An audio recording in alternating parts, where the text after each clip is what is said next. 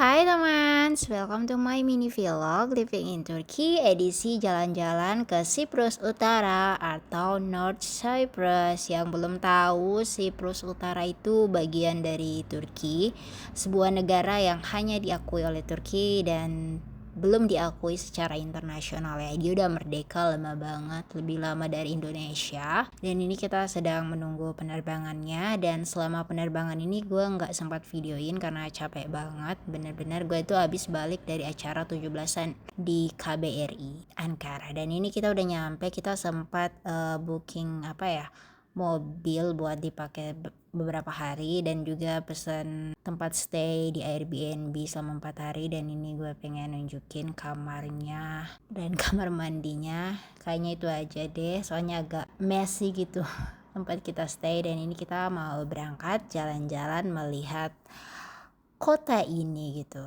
Dan pastinya yang paling utama suami pengen berendam atau berenang karena musim panas itu kayaknya langganan dia untuk berenang saat musim liburan ya. Dan ini kita udah nyampe di Maramonte Beach kalau nggak salah. Gua sempat lihat locationnya.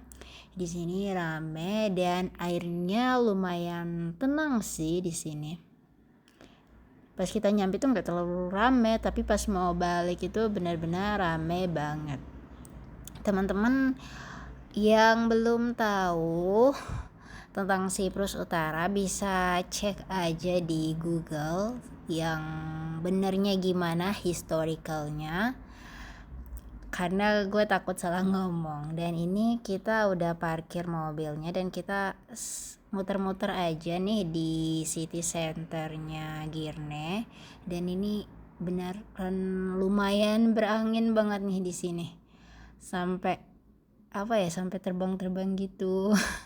Dan ini gue pengen nunjukin suasananya aja di sini. Nah, ini Harbor Castle gitu.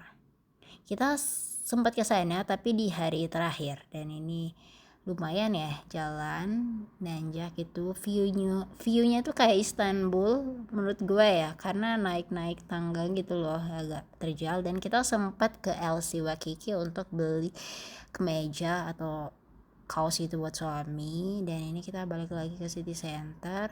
Apalagi yang pengen diomongin? Dan ini kayak di hari kedua kita kemana teman-teman? Coba tebak, kita ke kota hantu. Ini tuh dulunya namanya tuh Faroshi, sebuah kota yang megah banget,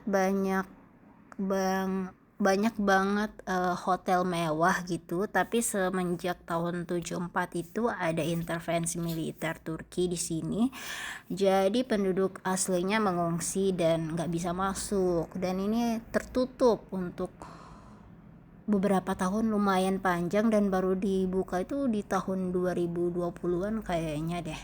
Dan ini udah kayak kota hantu, kota mati, banyak bangunan-bangunan yang emang nggak ditinggalin selama puluhan tahun.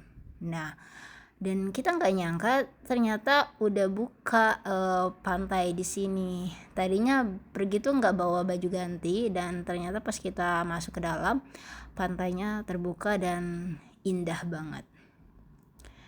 Nah, ini banyak hal tentang sejarah yang gue nggak bisa komen karena ada sebuah konflik lama di sana yang kayaknya gue siapa gitu buat menjelaskan lebih detail soal Siprus Utara ini.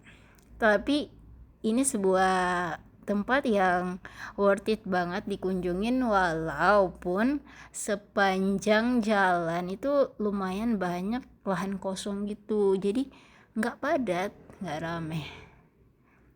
Nah, ini penampakan dari kota hantu, kota matinya. Beneran ini bangunan-bangunan yang ditinggal begitu aja semenjak intervensi militer Turki di Siprus.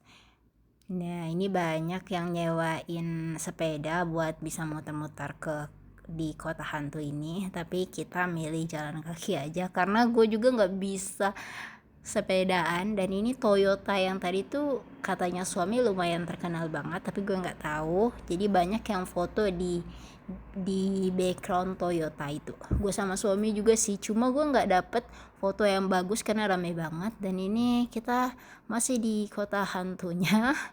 Ini ada cafe, ada masjid yang lumayan terkenal dari tahun 1500-an.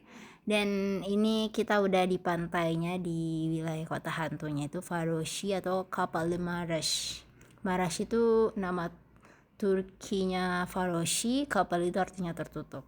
Dan ini kita udah mau balik. Dan gue baru sempat buat videoin jalan karena kita harus baca maps ya, karena orang baru di sini. Dan ini di hari keberapa ya? Hari ketiga kita berangkat ke sebuah castle yang lumayan tinggi banget dan jalannya berkelok-kelok. Ini menurut gue nggak worth it. Kenapa? Karena effort banget buat kesini, tapi castle-nya itu nggak seluas yang bisa kita explore gitu. Dan lumayan capek sih, apalagi di musim panas gini, keringatan parah. Tapi lumayan kalau punya waktu banyak, ini bisa bilang worth it sih. Terus malam harinya kita sempetin buat makan di luar karena selama stay di sini kita makannya di rumah, di tempat kita stay. Jadi kita makan ikan itu tadi. Terus di hari terakhir ini gue nyari di TikTok kayak 10 place yang must visit gitu. Apa sih, gimana sih ngomong, maaf ya kalau bahasanya kecampur-campur. Jadi gue ngecek di TikTok rekomendasi tempat yang bisa dikunjungi di Siprus Utara, dan ini salah satu namanya Bela Pais Abbey kalau nggak salah ya pronunciation gue. Mohon maaf kalau salah, bisa dikomentari kok, it's okay. Ini kayaknya sebuah gereja, tapi gue kurang paham ini gereja Katolik atau gereja Protestan atau yang lainnya. Dan penampakannya tuh benar-benar menurut gue syahdu ya, walaupun gue muslim, gue melihat pemandangan ini lumayan masya Allah cakep gitu. Bangunan tua yang berdiri ribuan tahun dan masih kokoh, jadi gue ngerasa wih gila, dulu bangunan ini benar-benar bener gitu loh adonannya, nggak kayak di mana gitu yang cepat ambruk bangunannya. Dan ini viewnya benar-benar cakep menurut gue. Nah, apalagi ya sih yang mau diceritain. Jadi gue di sini banyak foto-foto cantik di sini nih, di yang background bunga tuh gue dapat foto yang bagus banget. Dan ini kita masuk ke dalamnya. Ini udah di tempat yang lain kayaknya ya, di hari terakhir. Di Harbor Castle nih pemandangannya. Kita di hari pertama udah kesini tapi nggak sempat masuk ke dalam. Jadi kita perginya di hari terakhir. Guys, mohon maaf kalau gue ngomongnya tuh kayak acak ngadul gitu ya, karena udah jarang banget ngomong bahasa Indonesia, jadi kayak bingung gitu. Dan gue tahu bahasa Inggris gue nggak terlalu bagus, bahasa Turki juga gue juga nggak terlalu bagus, jadi kayak acak-acakan gitu lah. Tapi ya maaf ya, tapi nikmatin aja view ini, nggak usah terlalu fokus di suara gue yang cempreng, di bahasa gue yang ngolor ngidul. Tapi ini sebuah pengalaman yang keren banget. Oke, see you, bye bye karena udah mau balik.